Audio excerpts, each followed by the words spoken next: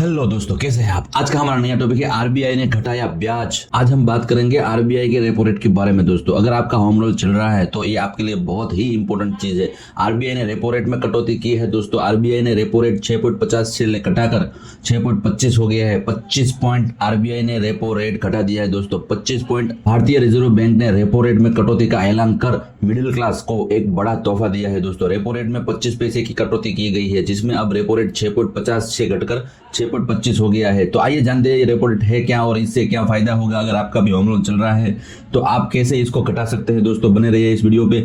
अगर पहली बार इस वीडियो पे है तो सब्सक्राइब किए बिना मत जाना। दोस्तों, आने वाले समय में ऐसे ही टिप्स के लिए हमें फॉलो कर दीजिएगा। दोस्तों, भारतीय रिजर्व बैंक ने रेपो रेट में कटौती का ऐलान कर मिडिल क्लास को बड़ा तोहफा दिया है। रेपो रेट में 25 पैसे की कटौती की गई है, जिससे अब रेपो रेट 6.50 से घटकर 6.25 हो गया है। दोस्तों, अब उम्मीद है कि बैंक भी लोन पर ब्याज घटाने का जल्द ऐलान कर सकता है। दोस्तों, हाँ, शॉर्ट टाइम में ही आपका होम लोन का रेट कम हो सकता है, ब्याज कम हो सकता है और इंटरेस्ट भी कम हो सकता है, जिसमें आपका ईएमआई भी कम हो सकता है। दोस्तों, अगर बैंक ब्याज दर कटौती का ऐलान करते हैं तो आपका पर्सनल लोन, कार लोन और होम लोन की ईएमआई कम हो जाएगी। दोस्तों, अगर आपका कोई होम लोन चल रहा है तो आपकी ईएमआई कम हो जाएगी दोस्तों, और आपका रेट भी कम हो जाएगा और इंटरेस्ट रेट कम होने के साथ साथ आपका ईएमआई भी कम हो जाएगा। आइए जानते हैं दोस्तों, रेपो रेट कम होने के बाद कैसे घट जाएगी ईएमआई। अगर रेपो रेट घटता है तो कैसे कम होती है ईएमआई। यह सवाल आपके मन में भी उठ रहा होगा कि अगर आरबीआई ने रेपो रेट में कटौती की है तो कैसे आपको लोन की ईएमआई कम हो जाएगी। दरअसल बैंक दो तरह से ब्याज पर लोन प्रोवाइड करते हैं। पहला, बैंक फिक्स इंटरेस्ट रेट पर प्रोवाइड करता है और दूसरा, अगर आपने फ्लोटर रेट पर लोन लिया है तो पहला फिक्स इंटरेस्ट और दूसरा फ्लोटर रेट। अगर पहला आप चॉइस करते हैं फिक्स इंटरेस्ट पर ग्राहक को लोन देता है तो जिसका मतलब है कि यह लोन शुरू होने से अंत तक एक ही ईएमआई पर चलता है, एक फिक्स ईएमआई पर चल रहा है और फिक्स इंटरेस्ट पे चल रहा है, चाहे आरबीआई रेपो रेट कम करे या बढ़ा दे। इस पर फिक्स इंटरेस्ट पर लोन पर कोई बदलाव नहीं होगा। दोस्तों, अगर आपका लोन फ्लोटिंग रेट पर है, अगर आपने फ्लोटेड रेट पर लोन लिया है, होम लोन या कार लोन या कोई भी लोन, तो लोन की ईएमआई रेपो रेट से बदलाव के साथ कट जाएगी और बदलाव के साथ बढ़ जाएगी। दोस्तों, अगर आरबीआई रेपो रेट कम करता है तो कम हो जाएगी और अगर आरबीआई रेपो रेट बढ़ाता है तो रेट बढ़ जाएगी। दोस्तों, आरबीआई के रेपो रेट कट करने के बाद फ्लोटर रेट पर लोन लेने वालों की ईएमआई या टेन्योर कम हो सकता है। दोस्तों, हाँ दोस्तों, आपका भी ईएमआई या टेन्योर कम हो सकता है अगर आपने फ्लोटिंग रेट पे लोन लिया है तो। ईएमआई या टेन्योर कम कराने के लिए क्या करना होगा। दोस्तों, अगर आपका ऑलरेडी लोन चल रहा है, कोई भी आपको ईएमआई कम कराना है या टेन्योर कम कराना है तो क्या करना पड़ेगा। रिजर्व बैंक के रेपो रेट में बदलाव के बाद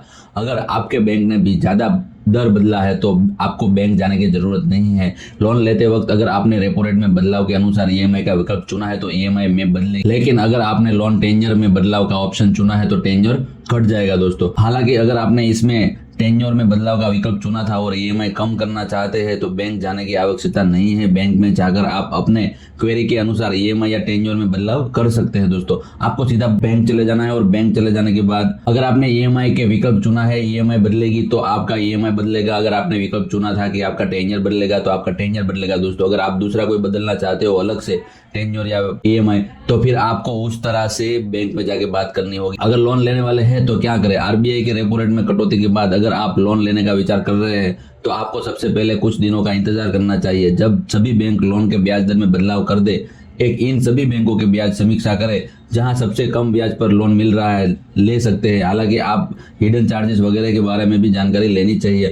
हाँ दोस्तों, अगर आप लेने की प्लानिंग कर रहे हो होम लोन तो आप पहले थोड़े टाइम रुक जाइए। एक बार बदलाव हो जाएगा, अप्लाई हो जाएगा, उसके बाद आप पूरी तरह से कई सारे बैंकों में आप हिडन चार्जेस, एक्स्ट्रा चार्जेस जो कुछ भी है एक बार जानकारी लेने के बाद ही लोन अप्लाई कर दीजिएगा। दोस्तों, बैंक नहीं कर रही है कम ब्याज तो क्या करें। अगर रेपो रेट की कटौती के बाद भी अगर बैंक आपको लोन पर ब्याज दर कम नहीं कर रही है तो क्या करें। आप अपने लोन की किसी और बैंक में ट्रांसफर कर सकते हैं। दोस्तों, हालांकि आपको ध्यान रखना चाहिए कि जिस बैंक में लोन ट्रांसफर कर रहे हैं वहां पे आपको ज्यादा ब्याज और हिडन चार्जेस नहीं देना पड़े। पहला पूरा दूसरी बैंक में ट्रांसफर करने से पहले पूरा खर्चा चेक कर लीजिए, ट्रांसफर की फी चेक कर लीजिए, सब कुछ चेक करने के बाद ही आप ट्रांसफर कर दीजिएगा। अगर आपको फायदा होता है, ब्याज में फायदा होता है, ईएमआई में फायदा होता है तो ही आप दूसरी बैंक में ट्रांसफर कर दीजिएगा। दोस्तों, हाँ दोस्तों, रेपो रेट अभी चेंज हुआ है और अभी रेपो रेट चेंज होने के कारण बहुत सारे बदलाव आ चुके हैं। रेट्स बहुत कम सस्ते हो जाएंगे, इंटरेस्ट कम हो जाएंगे। ऐसे ही अपडेट के लिए बने रहिए। अगर आप पहली बार इस वीडियो में है तो सब्सक्राइब किए बिना मत जाना। दोस्तों, आने वाले टाइम में बहुत सारे ऐसे टिप्स लाने वाले हैं।